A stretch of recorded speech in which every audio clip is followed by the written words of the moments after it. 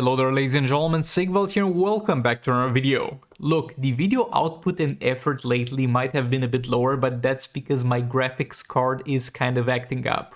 So currently I'm no longer using the PC, but I got everything including the monitor, the camera, the microphone, the speakers, the mouse, the keyboard hooked into the laptop. I barely had enough slots for it, and it's obviously not as smooth of an experience as working from the PC.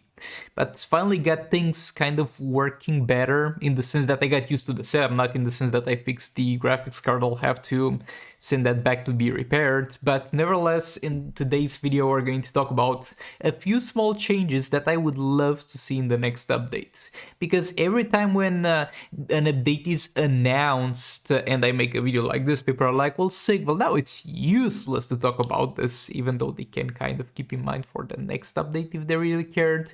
Okay, now I'm doing before they even announce the update, because we're most likely gonna get an update in like 2 or 3 weeks, because MK Mobile got an update and they're kind of updating them at 2 to 3 weeks difference usually. So in this one, I'm going to try and put a few changes that would make the game amazingly better, and there are small changes. Like, the goal of this is for them to not need to have any resource investment. Like, I'm not gonna talk about new characters, new content, nothing new. It's just about tweaking things that are already in the game to make them better. And we're going to start up with XP capsules in the Arena store. I've been talking about this for a while, and I'll keep talking about it until it gets added. People have been talking about a buy slider for the XP capsules for 3 years before it got implemented finally, so we'll see how long this takes, but yeah. XP capsules are in shortage in the game. They introduced level 80, but they didn't do enough to help people get characters to that level. So you'll see people having maxed out accounts, but far from maxed out levels. Like, for example, I think Kojima did a video and he has every single character in the game at 7 stars, but like half the characters or more than half the characters are below level 60, because there's no way to get that many XP capsules simply. It's easier to promote characters all the way to 7 stars, all characters in the game, than to get levels for them. Put XP capsules in the Arena store because it also fixes the problem of Arena medals that are useless. Because there's a few characters in the Arena stores, there's a few gears, but you're eventually gonna end up owning all of them, and a lot of people are in this scenario. So yeah, put XP capsules in the Arena store and it fixes 2 problems at the same time. Next up, remove the useless challenges and arena seasons. There's arena seasons and challenges that nobody cares about, and if you care about that specific one, no worry, we got you, because you can put those characters in the Arena store. What do I mean by useless? Look, who cares about Powered Supergirl challenge? Let's be real here. Who cares about a Multiverse White Canary or Batman Ninja Batman Arena season? Those are garbage, just as an example. And you don't need to give up on those characters. We don't need to make them hard to fight while also being bad. We can just put them in the Arena seasons, in the Arena store, excuse me, and people can purchase them from there. That way, even though you're not necessarily adding anything new, you're keeping only the things that are good. And how do we determine this though? Who is there to judge what challenges and arena seasons are bad? Well, obviously us, the players. And I'm not referring that NetherRealm should do a poll on what arena season should be removed or not. They should look at the player numbers, because we know they have that ability, because they did something when Dawn of Apocalypse came back at some point, and they would reward the whole player base based on the amount of times Darkseid got defeated. So they have access to numbers as in terms of how much a certain thing is played.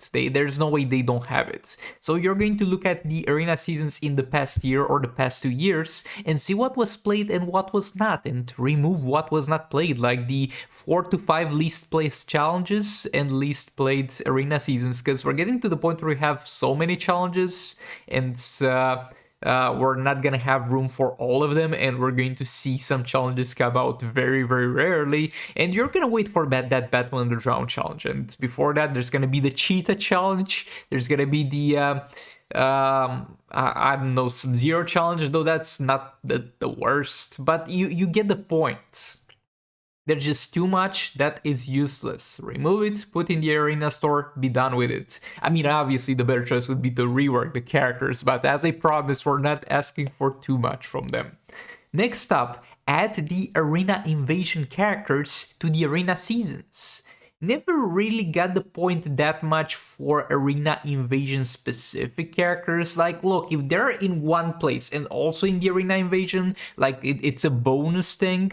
I mean, we're not counting chests here. Like, for example, how it's with Classic Superman. Classic Superman's got an invasion in the arena seasons, and he's also be able to be purchased from the arena store. That's all great. There's just some additional Classic Superman shards that you're not gonna be mad about.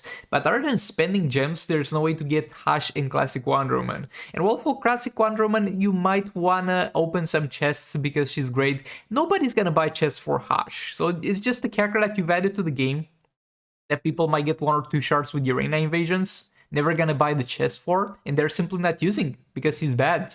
At least give Hush to everybody through arena season so they have more fun with it. And it's been 3 years since we've seen a new arena season, so it might be the time to not necessarily make new characters, but add some that you've already made in the arena seasons. Wouldn't be too bad, right? Next up, add rewards to the top 20 players in the arena. Like, for example, in Champions Arena, you're gonna get the division reward, and then if you're in the top 10, you're going to get some additional shards. And that encourages people to be in that top 10.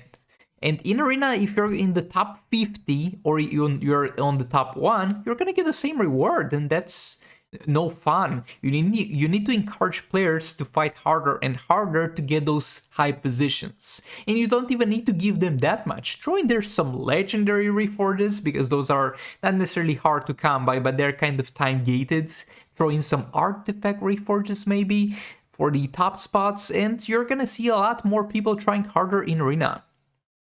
Next up, on the topic of the artifact reforges.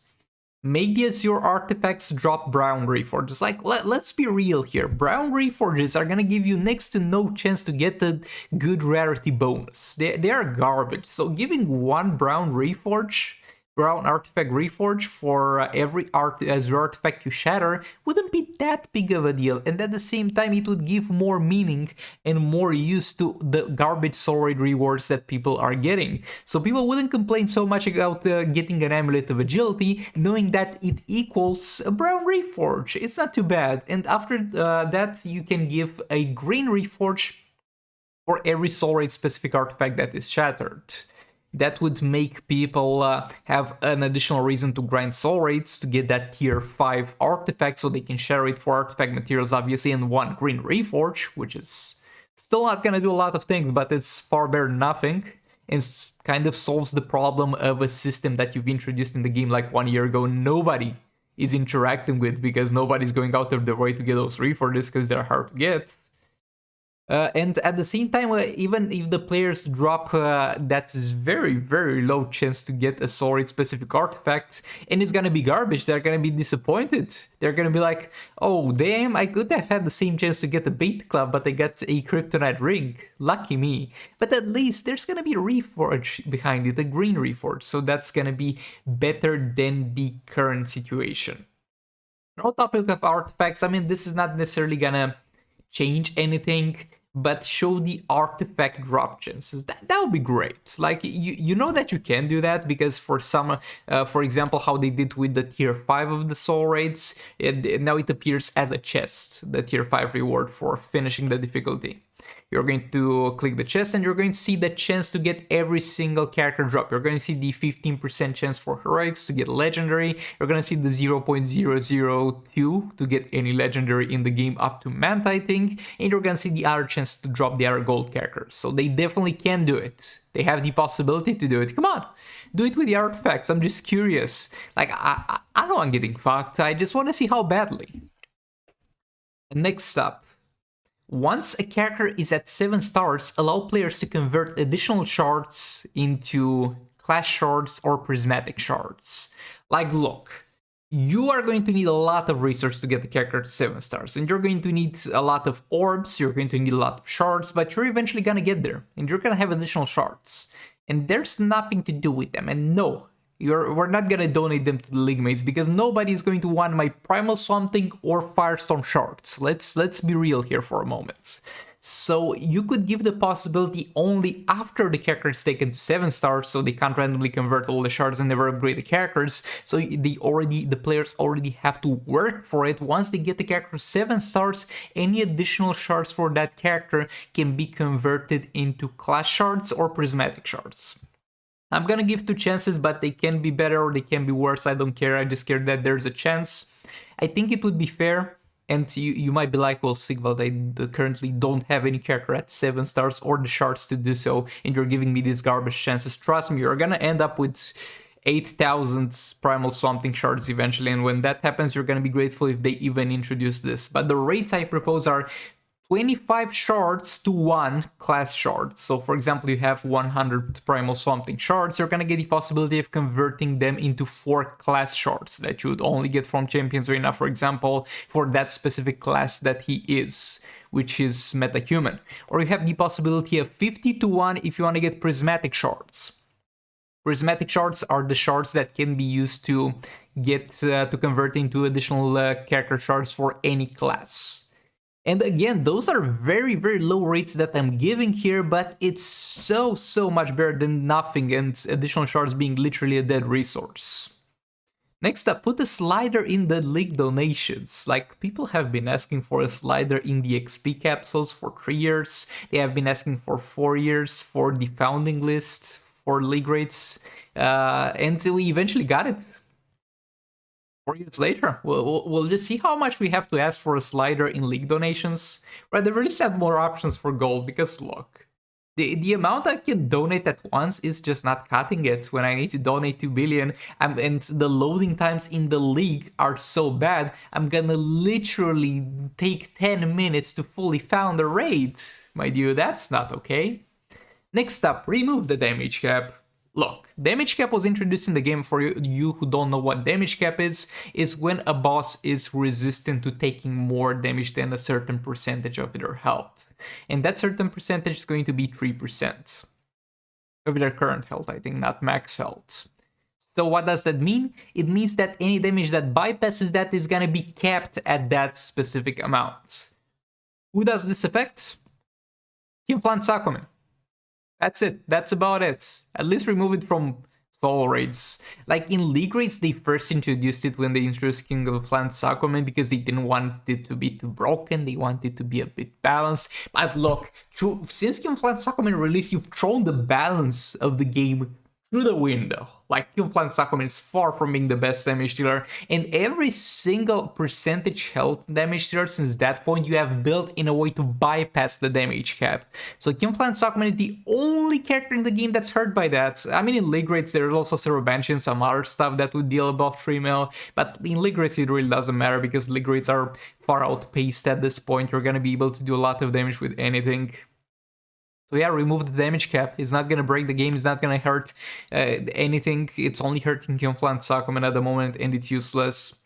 And the last thing, remove unusual gameplay from solo raids. Like, look, I get it for Arena and Champions Arena, and in Arena and Champions Arena is actually well enough implemented. The only time I personally got unusual gameplay there is when I wanted to vibe check how much damage I can deal with Zero Banshee with 3 disables and high combo on the enemy, and the game was like, oh boy, what's up with that damage? Are you hacking? And that's unusual gameplay, basically, if you are unaware of the system itself and what it does. It tries to detect if you're doing more damage than you're supposed to do. And in solo raids, people who are hacking the game, they're gonna avoid this. So how do you avoid this if you're hacking the game, by the way? I haven't hacked it myself, but people who hack the game have let me know. It's quite simple. You're going to make sure that 1 minute of the fight passes and one of your character dies, and then you can one-shot the enemy in one hit and nothing will happen.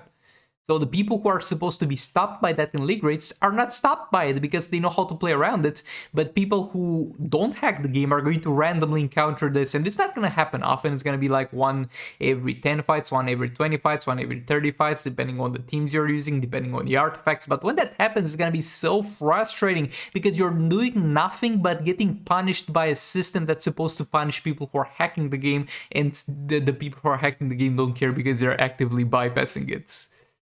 But yeah, all that being said, thanks so much for watching. That was my minimal changes that I would love to see in the next updates.